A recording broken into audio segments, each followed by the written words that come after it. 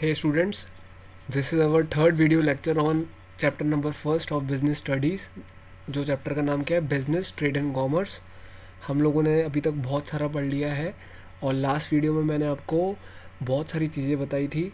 और last video में हम लोगों ने अपना जो वीडियो एंड किया था वो हम लोगों ने एंड किया था बच्चों इम्पोर्ट एक्सपोर्ट एंड एंट्रीपोर्ट, जो किसका पार्ट था, एक्सटर्नल ट्रेड का. आज जो मैं आपको टॉपिक पढ़ाऊँगा उसका नाम है एड्स टू ट्रेड. क्या टॉपिक है? एड्स टू ट्रेड, यानी ट्रेडिंग. ट्रेड ऐसे ही नहीं हो जाता. ट्रेड का मतलब मैंने आपको बताया था बाय एंड सेल करना, ठीक है ना. ट्रेड करने में जो जो चीज़ों की हेल्प चाहिए होती है उसको बोलते हैं हम लोग एड्स टू ट्रेड. तो ये टॉपिक मैंने आपको टर्शरी इंडस्ट्री में भी बताए थे, ठीक है ना. उसमें मैंने आपको शॉर्ट में समझाया था, इसमें थोड़ा डिटेल में पढ़ेंगे. तो आपको जो पहला पॉइंट है वो है transport and communication. I repeat, पहला पॉइंट क्या है? Transport and communication. तो आप बहुत अच्छी तरह से जानते हो ट्रांसपोर्ट क्या होता है. ट्रांसपोर्ट का मतलब जो गुड्स का मूवमेंट होता है जिसके through from one place to another. Transport के बिना मूवमेंट नहीं हो सकता, चाहे गुड्स हो चाहे हम लोग हो, पैसेंजर्स का भी मूवमेंट होता है. क्योंकि बच्चों जो प्रोडक्शन होता है वो पर्टिकुलर लोकेशन पे होता है. फॉर एग्जांपल जैसे टी है, वो कहाँ प्रोड्यूस होती है? आसाम में. प्रोड्यूस तो एक पर्टिकुलर जगह पे हो रही है, लेकिन उस टी की जो कंजप्शन है वो पूरे इंडिया में भैया. तो प्रोडक्शन तो पर्टिकुलर लोकेशन में हो रहा है, लेकिन जो उसका कंजप्शन है वो डिफरेंट डिफरेंट लोकेशन में. Is that clear? तो ये जो ट्रांसपोर्ट है आपकी किसकी प्रॉब्लम हटाता है? सर पहले भी बताया था, प्लेस की. किसकी प्रॉब्लम हटाता है? प्लेस की. Is that clear? ट्रांसपोर्ट के साथ बच्चों मैंने आपको एक और चीज़ समझाई, दैट इज़ कम्युनिकेशन. कम्युनिकेशन का मतलब क्या होता है? इन्फॉर्मेशन का एक्सचेंज. ट्रेडर्स के बीच में, सप्लायर्स के बीच में, कस्टमर्स के बीच में जो भी इंफॉर्मेशन एक्सचेंज होती है, दैट इज़ व्हाट कम्युनिकेशन. तो this is your first aids to trade. क्या है पॉइंट? Transport and communication. अब मैं अपना लेक्चर कंटिन्यू करता हूँ और सेकंड पॉइंट पर आता हूँ. और ध्यान से समझो, जो टर्शरी इंडस्ट्रीज़ के पॉइंट थे बच्चों वहीं के वही पॉइंट समझा रहा हूँ, पर डिटेल में समझा रहा हूँ. सेकंड जो पॉइंट है सर वो है banking and finance. Is that clear? तो आप ढंग से समझो, बैंक किस चीज़ की प्रॉब्लम को हटाता है? सर फंड्स की. आपको लोन चाहिए, आप बैंक के पास चल जाओ. आपको पैसा जमा कराना है, किसी को पेमेंट करना है, बैंक के पास चल जाओ. मोस्टली ये सारा का सारा जो काम करता है सर, कौन करता है? Commercial banks. हमारे देश में दो तरह की बैंक्स होती है, एक तो central, that is RBI, and second is commercial bank. State bank of India, Punjab national bank, ठीक है, bank of Baroda, Kotak Mahindra bank. तो ये सब है ना. लोन्स एंड एडवांसेस, किसकी बात हो रही है यहाँ पर? Loans and advances. आपको बैंक्स क्या प्रोवाइड करती है सर? लोन्स, एडवांसेस यानी अमाउंट, है ना. और सर कमर्शियल बैंक आपके सारे चेक क्लियर करती है, फंड्स को रेमिट करती है, यानी आपको कहीं पेमेंट करनी है, किसी से पैसा लेना है. तो बैंक एक ऐसा प्लेटफॉर्म है जहाँ पर पैसों से रिलेटेड सारा ट्रांजैक्शन क्या हो सकता है? क्लियर हो सकता है. Is that clear?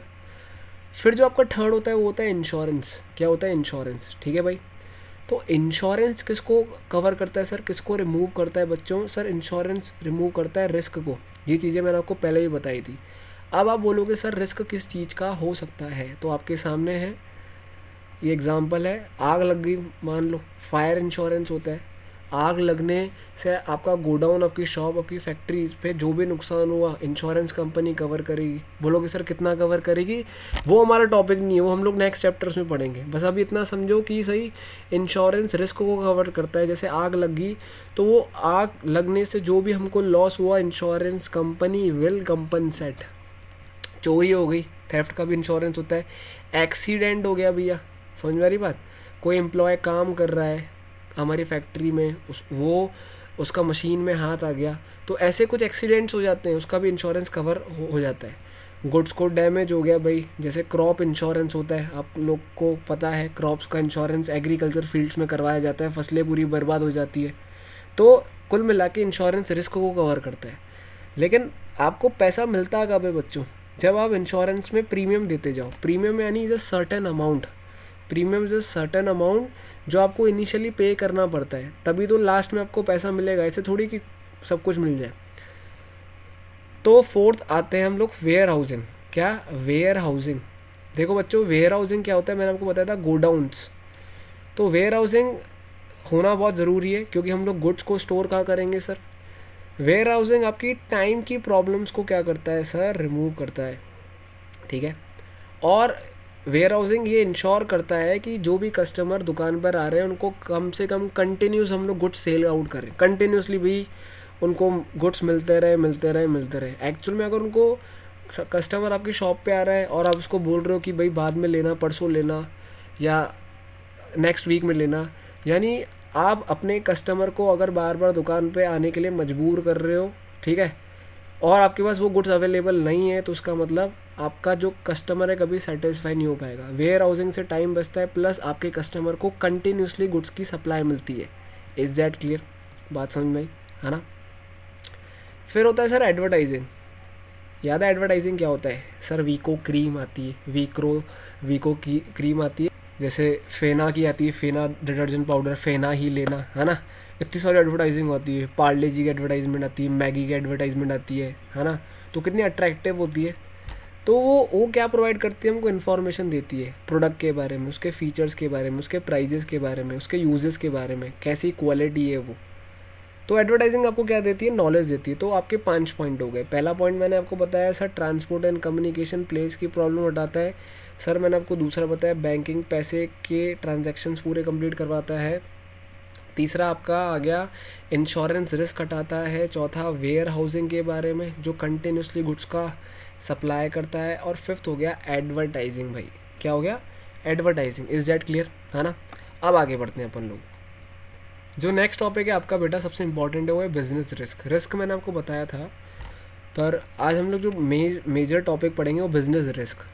तो सर इसका मतलब क्या होता है? Definition, it refers to possibilities of इनएडिक्वेट profits और इवन लॉसेस।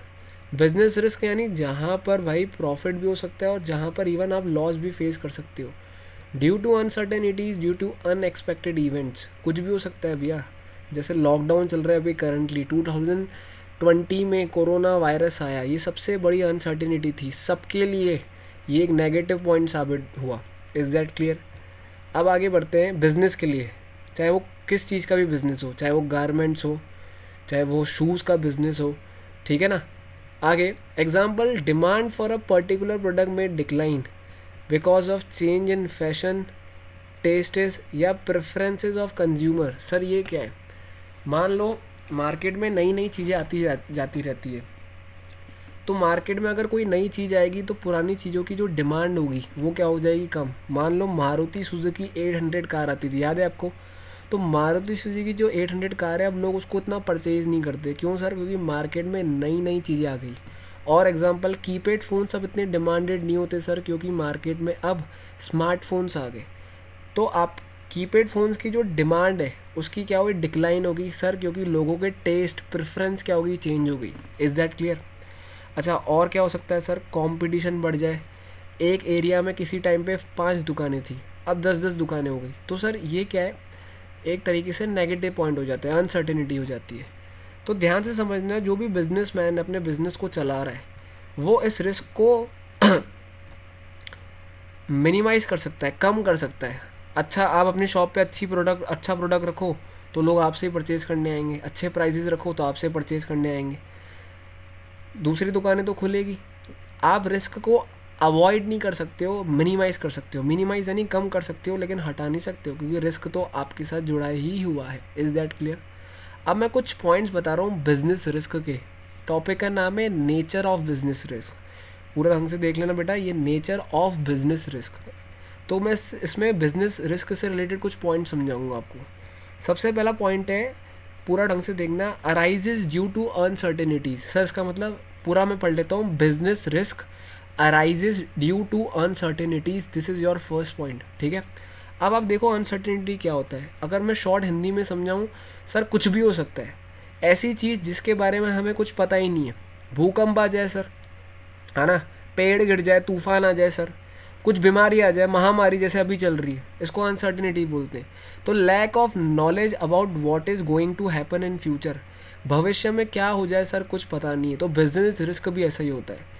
जैसे एग्जांपल सर, गवर्नमेंट पॉलिसी, जैसे नोटबंदी हो गई थी, डिमांड से रिलेटेड, टेक्नोलॉजी चेंज हो गई। भाई क्या हो गई? टेक्नोलॉजी चेंज हो गई। अब मान लो किसी फैक्ट्री में लेबर काम कर रहे हैं, ठीक है बच्चों, और 100 लेबर काम कर रहे हैं, अचानक से वहाँ पर एक मशीन आ गई, जिनसे लेबर का सारा काम ख़त्म हो गया, तो लेबर को इफेक्ट पड़ेगा। यस सर, क्योंकि टेक्नोलॉजी चेंज हो गई बच्चों, ठीक है। हर कोई अपना फ़ायदा चाहता है, ध्यान रखना। सेकंड पॉइंट, रिस्क हर फील्ड में होता है, हर बिजनेस में होता है। थोड़ा बहुत तो some degree of risk present होता ही होता है। कोई भी रिस्क से एस्केप नहीं हो सकता, बच नहीं सकता। बिजनेस रिस्क को मैं दोबारा से समझा रहा हूँ, कम कर सकते हैं लेकिन उसको एलिमिनेट नहीं कर सकते। आप किसी भी सिचुएशन में हो, देखो रहेगा तो रहेगा रिस्क। आप छोटी सी दुकान भी खोलो, उसमें भी रिस्क रहेगा, ठीक है। कल को वो हटा दे गवर्नमेंट, अतिक्रमण वाले हटा दे, आप बड़ी दुकान खोलोगे तो नेचुरल सी बात है, रिस्क रहेगा ही सही। आप शोरूम खोल दो गाड़ी का, रिस्क रहेगा। आप पढ़ाइयाँ कर लो, रिस्क रहेगा पास फेल होने का। रिस्क तो हर चीज़ में होगा ही होगा, या तो कम होगा या ज़्यादा होगा, लेकिन उसको कभी ख़त्म नहीं किया जा सकता, ठीक है। अब आता है रिस्क होता कितना है बेटा। बेटा रिस्क ध्यान से समझो, डिपेंड करता है, रिस्क डिपेंड करता है आप कौन से फील्ड में हो, कौन से नेचर का बिजनेस है। जैसे अगर आपका फैशनेबल आइटम्स है तो उसमें रिस्क बहुत ज़्यादा होता है। क्यों सर? क्योंकि टाइम टाइम के हिसाब से मार्केट में नई नई चीज़ें आती हैं, नया नया फैशन आ जाता है, तो पुराना फैशन आउटडेटेड हो जाता है। इसलिए पुराना जो आपके पास कुछ भी पड़ा है, कपड़ा है या वो कॉस्मेटिक है या कोई मशीन है, उसकी वैल्यू नहीं रहती। इसलिए फैशनेबल आइटम्स में रिस्क बहुत ज़्यादा होता है। लार्ज स्केल जो बिज़नेस होता है उसमें भी बहुत ज़्यादा रिस्क होता है। स्मॉल स्केल में रिस्क होता है लेकिन कम होता है। तो डिपेंड करता है आप किस तरीके की फील्ड में हो, किस तरीके का बिजनेस है आपका। Is that clear? तो मैं आपको 3 पॉइंट समझा चुका हूँ सर। पहला पॉइंट था business risk arises due to uncertainties. दूसरा, risk is the essential part of every business. तीसरा, जो डिग्री है रिस्क की डिपेंड करता है nature and size of the business. Is that clear? Fourth सबसे इम्पॉर्टेंट पॉइंट है, profit is the reward for risk taking. देखो मैं आपको एक स्टेटमेंट बता देता हूँ, ये देखो लिखा हुआ है, ये पूरा स्टेटमेंट है। क्या है सर? कि नो रिस्क नो गेन। मैंने आपको पहले भी बताया था, आप रिस्क ही नहीं लोगे, आप बैठ जाओ एक जगह, कुछ होगा ही नहीं। आप अपने घर वालों को बोल दो मुझे ये पढ़ाई बहुत टफ लग रही है, मैं कैसे करूँ। आप रिस्क ही नहीं लोगे तो फ़ायदा होगा ही नहीं। सीए यूँ ही थोड़ी बन जाते, रिस्क लेते हैं बच्चे, ठीक है। तो बिज़नेस जो करता है वो रिस्क लेता है भाई, ठीक है ना। आप यूँ मानो कि भाई विराट कोहली आज अगर अपने घर पे बैठ जाता तो क्या वो बड़ा क्रिकेटर बन पाता? क्या वो बोलता है यार मुझे डर लग रहा है, मुझे बॉल नहीं लग जाए। तो रिस्क लेनी पड़ती है। रिस्क के बिना कोई काम नहीं हो सकता, कोई प्रॉफिट नहीं हो सकता। जितना बड़ा रिस्क होगा उतना बड़ा क्या होगा सर? प्रॉफिट होगा। That's it. अब कॉजेज़ क्या है किसके सर? बिजनेस रिस्क के। क्यों होता है, कहाँ से आता है सर ये? बेटा पहले तो है नेचुरल कॉजेज़, यानी कुदरत का कहर, हिंदी में शॉर्ट में बोलूँ तो मैं, भगवान जब अपना गुस्सा दिखाता है पृथ्वी अर्थ के ऊपर, उसको बोलते हैं नेचुरल कॉजेज। जैसे भूकंप आ गया सर, फ्लड आ गया, बरसात आ गई, फेमाइन आ गया, ये पढ़ते थे हम लोग। इससे सर लाइफ को डैमेज होता है, लोगों की प्रॉपर्टी को डैमेज होता है, लोगों की इनकम को डैमेज होता है। समझ में? नेचुरल, जिसमें हम कुछ नहीं कर सकते भैया। Is that clear? फिर होता है सर ह्यूमन कॉजेज, जो इंसानों के कारण होता है, जैसे लापरवाही, केयरलेसनेस, मिसअंडरस्टैंडिंग, क्या बात थी और क्या हो गया, बेईमानी कर दी, डिसऑनेस्टी हो गया, रॉन्ग इंटेंशंस। कई सारे पार्टनरशिप में होता है रॉन्ग इंटेंशंस। 4 पार्टनर्स होते हैं, जैसे मान लो ये 4 पार्टनर्स हैं, ये एक पार्टनर, ये दूसरा पार्टनर, ये छोटे छोटे पार्टनर्स हैं, तीसरा पार्टनर, ये चौथा पार्टनर। अब इसमें से मान लो ये चौथा पार्टनर को लालच आ गई और उसने क्या किया, सारा का सारा पैसा लेकर फरार हो गया। इसका शुरू से इंटेंशन था कि मैं अपने पार्टनर्स को धोखा देकर भागूंगा। तो ह्यूमन कॉजेज़, ठीक है। और क्या है सर? मशीन्स आपकी डैमेज होगी, आपका पैसा आपके कस्टमर खा गए, बैड डेब्ट्स हो गए। तो ये these are the human causes, ठीक है ना बच्चों। फिर आता है इकोनॉमिक कॉजेज़। सर इसमें क्या आता है? डिमांड कितनी है प्रोडक्ट की, मार्केट में प्रोडक्ट की डिमांड कितनी है, सप्लाई, आप बेच पा रहे हो कि नहीं बेच पा रहे हो प्रोडक्ट को। सप्लाई यानी सेल करना, बेचना मार्केट में जाकर, ठीक है। मार्केट में कंपटीशन कितना है, प्राइस फ्लक्चुएशंस कितने। कंपटीशन बहुत इंपॉर्टेंट है। प्राइस फ्लक्चुएशन, कभी महंगाई है, कभी प्रोडक्ट के प्राइस गिर रहे हैं। अच्छा, इंटरेस्ट रेट्स क्या है, आपने लोन लेके रखा है, मान लो उसके ऊपर इंटरेस्ट रेट बढ़ गया तो आपको ज़्यादा देना पड़ेगा। टैक्सेस बढ़ गए बच्चों। इकोनॉमिक में जो पैसे से रिलेटेड होता है, जैसे जीएसटी आया था, ठीक है ना, तो ये बेकार चीज़ें, मतलब रिस्क है। अदर कॉजेज़ यानी इन तीनों के अलावा, पहला नेचुरल, दूसरा ह्यूमन, तीसरा इकोनॉमिक, चौथा है इनके अलावा बॉयलर। बॉयलर क्या होता है सर? यानी बच्चों गैस लीकेज हो जाना, जैसे अभी बीच में हुई थी विशाखापट्टनम पे, 1984 गैस ट्रेजेडी हुई थी भोपाल में, है ना। Fluctuation in exchange, sir exchange क्या होता है बेटा, मान लो हमारी करेंसी की वैल्यू बहुत डाउन होती जा रही है, फॉरेन करेंसी की वैल्यू बढ़ती जा रही है, तो उससे हमारी करेंसी काफ़ी, उस पर काफ़ी इफेक्ट पड़ेगा। तो बोलोगे सर उससे बिजनेस पे इफेक्ट पड़ेगा, पड़ेगा, प्राइजेस ऊपर नीचे होंगे बहुत ज़्यादा, ठीक है ना। मैकेनिकल फेलियर्स, सर ये मैकेनिकल फेलियर्स क्या होते हैं बच्चों, मैकेनिकल फेलियर यानी मशीन्स में प्रॉब्लम हो जाना, या फिर फॉल्ट हो जाना, कभी कभी फॉल्ट होते हैं ना, शॉर्ट सर्किट हो जाना, ये सारी चीज़ें, इससे आपके बिजनेस पे बहुत इफेक्ट हो सकता है। लास्ट टॉपिक है, रिस्क दो तरह के होते हैं बेटा, वो तो मैंने कॉजेज़ बताए, वो टाइप्स नहीं है। अब रिस्क दो टाइप्स के होते हैं, अब मैं बता रहा हूँ आपको, वो तो कॉजेज़ थे इससे पहले, ये जो मैंने बताया आपको, अब बता रहा हूँ टाइप्स ऑफ रिस्क। सबसे पहले होता है स्पेक्यूलेटिव। क्या होता है स्पेक्यूलेटिव, सर ये क्या होता है बेटा, ऐसे रिस्क जिसमें प्रॉफिट भी हो सकता है और दूसरा जिसमें लॉस भी हो सकता है, दैट्स इट, ठीक है। जिसमें पॉसिबिलिटी है कि भाई प्रॉफिट भी हो सकता है और सर जिसमें लॉस भी हो सकता है, भैया सीधी सी बात है। सर प्रॉफिट कब होगा, जब मार्केट फेवरेबल होगा, सिंपल सी बात है, ठीक है। मान लो दिवाली का सीज़न है, तो गारमेंट्स कपड़े बहुत बिकते हैं, तो फेवरेबल टाइम है आपके लिए, आपको प्रॉफिट होगा। अब मान लो, समझ जाना कि बेटा बिटवीन अगस्त टू सितंबर कुछ ऐसा टाइम आता है जिसमें कपड़े नहीं खरीदे जाते, तब मार्केट गारमेंट सेक्टर के लिए अनफेवरेबल हो जाता है, तो उस टाइम पे कस्टमर्स इतने नहीं आते और काफ़ी लॉस भी होता है। लॉस इन द सेंस ज़्यादा नहीं होता लेकिन थोड़ा बहुत होता है। या फिर आप यूँ मान सकते हो यूँ समझो आप, जैसे अभी करंट टाइम है कोरोना वायरस 2020, तो इस टाइम पे लोग कपड़ा जूते कम खरीद रहे हैं, तो वो अनफेवरेबल मार्केट है, लॉस हो गया। तो it depends on market favourable भी हो सकता है, अनफेवरेबल भी हो सकता है। ये तो हो गया स्पेक्यूलेटिव। अब होता है प्योर रिस्क। सर ये प्योर रिस्क क्या होता है बेटा, ऐसे रिस्क जिसमें आपको लॉस ही लॉस होंगे, प्रॉफिट के तो चांस होंगे नहीं, प्रॉफिट तो होगा ही नहीं, लॉस तो होगा ही होगा, लॉस तो होगा ही होगा। और लॉस अगर नहीं भी हुआ तो प्रॉफिट तो नहीं होगा बच्चों, लॉस तो होगा ही होगा, अगर लॉस नहीं हो रहा तो प्रॉफिट नहीं होगा। जैसे जैसे आग लगी तो सर नुकसान हो गया, चोरी हो गई तो नुकसान हो गया, स्ट्राइक्स हो गई, हड़ताल हो गई सर, फैक्ट्री में नुकसान हो गया। अब बोलोगे सर अगर आग नहीं लगती तो कुछ फ़ायदा होता है क्या, नहीं सर कुछ फ़ायदा नहीं होता। मैंने क्या बोला, pure risk are those risk जिसमें लॉस हो रहा है तो होगा, और अगर लॉस नहीं हो रहा तो आपको प्रॉफिट तो नहीं होगा बच्चों। स्ट्राइक हो गया सर, फैक्ट्री बंद थी 10 दिन, लॉस हो गया। स्ट्राइक नहीं होती तो कौन सा प्रॉफिट होता है भाई, नॉर्मल चल रहा था जैसा काम चलने दो। Is that clear. तो ये सारे टॉपिक थे जो अपन लोगों ने डिस्कस किए। वीडियोस को 2 से 3 बार देखो, जो भी मैं आपको समझा रहा हूँ अपनी कॉपी बनाओ, उसमें ये सारे नोट्स मेंशन कर दो, कोई डाउट है आप पूछ सकते हो। और अभी चैप्टर में 1-2 वीडियोस और बनेंगे, बाकी चैप्टर एंड हो जाएगा, ठीक है बच्चों। चलो thank you, please subscribe the channel. मैं बार बार बोलूँगा, जो भी वीडियो देख रहे हैं प्लीज़ सब्सक्राइब द चैनल, ठीक है, और शेयर करो जितना हो सके। चलो बाय, थैंक यू।